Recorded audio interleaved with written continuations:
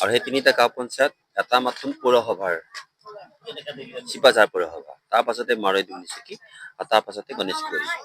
আপোনালোকে নিশ্চয় মন কৰিছে যে আজি এই গোটেইবোৰ অনুষ্ঠানত আমাৰ যিবোৰ মন্দিৰ সনাতনী সভ্যতা সংস্কৃতি উজ্জীৱিত কৰিবৰ কাৰণে আমাৰ ডক্টৰ হিমন্ত বিশ্ব শৰ্মা ডাঙৰীয়াৰ যিটো নেকি গুৰুত্বপূৰ্ণ আঁচনি অসম দৰ্শন, এই অসম দৰ্শন অনুসৰি ৩ লক্ষ টকাকৈ আমি যিকেইটা উপাসনাস্থলীত দিছিলোঁ, আজি তাৰ ৰাইজে কিমান সুন্দৰকৈ কিমান আনন্দিত হৈ আজি তেওঁলোকে এটা নতুন মন্দিৰ নিৰ্মাণে হওক, মেৰামতিয়ে হওক বা অন্যান্য ক্ষেত্ৰত তেওঁলোকে এটা সুবিধা কৰি দিয়াৰ যিটো নেকি আনন্দ, এইটোৱে হৈছে কি যে আধ্যাত্মিক জগতৰ আটাইতকৈ গুৰুত্বপূৰ্ণ আনন্দ।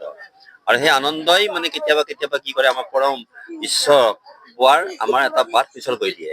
গতিকে আজি আমি এই যিটো কৰ্ম আমি সম্পাদন কৰিলে দিনটোত, সেই কৰ্মই হৈছে আমাৰ কাৰণে আটাইতকৈ শ্ৰেষ্ঠ কৰ্ম।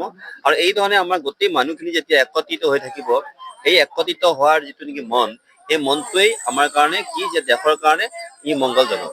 গতিকে আজি মই আটাইকে বিশেষকৈ যিসকলে এই গোটেই কৰ্মটোত আমাৰ সৈতে যোগদান কৰিলে, অংশগ্ৰহণ কৰি পেলাই আমাৰ এই যিটো নেকি মহীয়সী যাত্ৰা, যিটো যাত্ৰা নেকি উন্নয়নৰ যাত্ৰা, এই উন্নয়নৰ যাত্ৰাটোত আমাৰ সহযোগ কৰাৰ কাৰণে ধন্যবাদ জ্ঞাপন কৰিছোঁ। গণেশগুৰিৰ যিবোৰ ৰাস্তা, সেই ৰাস্তাবোৰ নিৰ্মাণ কাৰ্য ইতিমধ্যে আৰম্ভ কৰি দিয়া হৈছে, অসমমালা পৰ্যন্ত আছে।